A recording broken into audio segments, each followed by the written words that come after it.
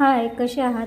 तर आज रविवार होता त्यामुळे जरा कामं जरा दमाने चालू होते. सकाळी उठताना पण झोपेतून जरा उशिराच उठले, कारण की आज रविवार आहे, शिवला सुट्टी होती आणि हे पण घरी होते. त्यामुळे हे लवकरच दुकानावर जाणार होते, त्यामुळे मला आजच्या दिवस आरामच होता. तर म्हणलं चला आज घरातली स्वच्छता करून घ्यावी आणि म्हणलं चला थोडासा वेळ होता तर सकाळचा चहा नाश्ता झाल्यानंतर बेसन पोळी बनवायला घेतली.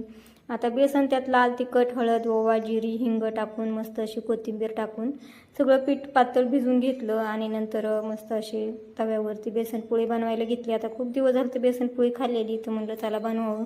पटकन बेसन बनवले. आता बघा ना कसं असतं, आपण नाही का म्हणतो विचार करताना सुद्धा करतो की बाहेरून सुंदर असण्यापेक्षा त्याचं अंतर्मन किती शुद्ध आहे आणि किती चांगले हे जास्त महत्त्वाचं राहतं.